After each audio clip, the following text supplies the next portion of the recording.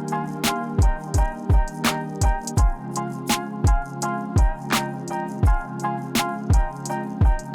Riv, it's good to be with you today as we continue in our series on the book of Joshua.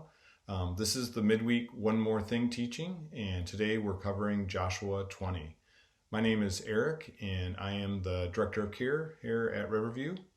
If you haven't had a chance to watch the teaching that Pastor Mark gave on Joshua 20, please take some time to watch it. It's a great message on cities of refuge, and if you don't know what those are, then watch the sermon. Mark gives a great description of them. The sermon also gives a beautiful picture of God's provision of redemption that he gives through these cities, which ultimately point us to Christ as our only source of refuge and redemption. So Joshua 20 is a short chapter. It's 9 verses. It's about one topic, cities of refuge, and yet it paints an amazing picture of the gospel.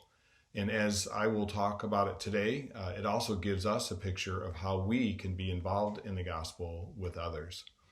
So I'd like to focus on an aspect of the cities of refuge that Mark mentioned in his sermon. You know, each of the 6 cities that were designated as cities of refuge were a part of the 48 cities that were given to the Levites. Now, the Levites were one of 12 tribes of Israel who were given the responsibility of being priests. And so they ministered before God on behalf of the Israelites. And in that, they were given a great privilege. They were also given a responsibility over these 6 cities of refuge. They were the elders at the gate who would hear each person's case if they had accidentally killed someone. They were the ones who heard the plea of each manslayer. They gave them entrance into the city, and then they would care for them once inside. And as I thought about the cities of refuge and the fact that the Levites were in charge of them, it made me think of our last series, Scattered, and the passages from 1 Peter 2, 5 and 9 that describe us, the church, as a holy priesthood. We too, as Christ followers, have been given a great privilege. You yourselves, like living stones, are being built up as a spiritual house to be a holy priesthood, to offer spiritual sacrifices acceptable to God through Jesus Christ. But you are a chosen race, a royal priesthood, a holy nation, a people for his own possession, that you may proclaim the excellencies of him who called you out of darkness into his marvelous light.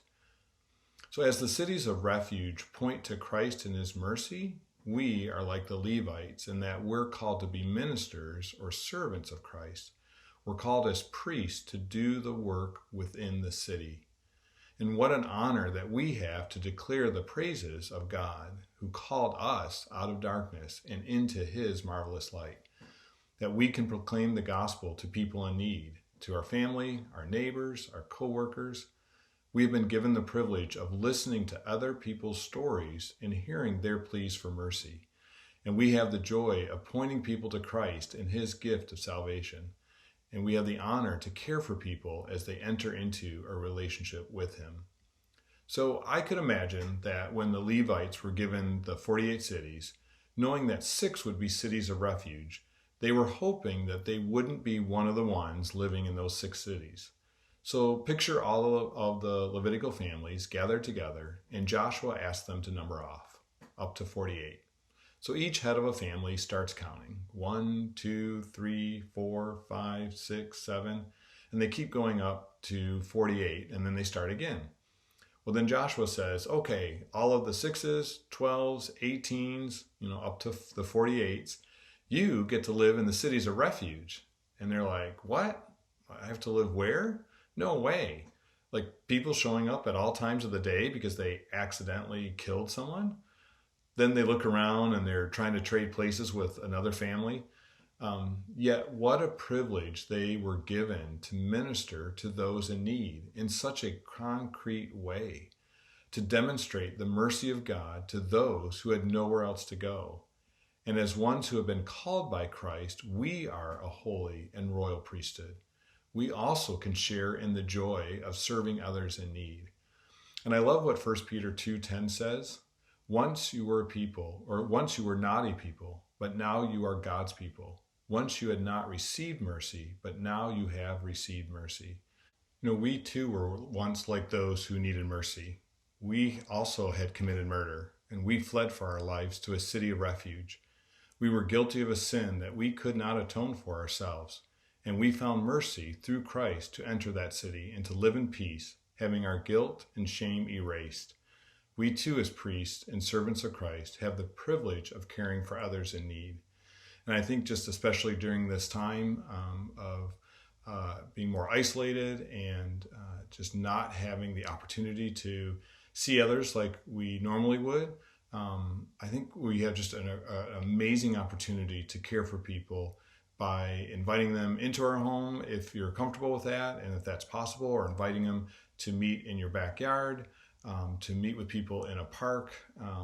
We just have ways that we can really show love and mercy to those around us by, again, opening up our homes or going out and going to where people are at and just really listening to them, listening to their story, hearing what they're going through, the areas where they may be anxious or afraid.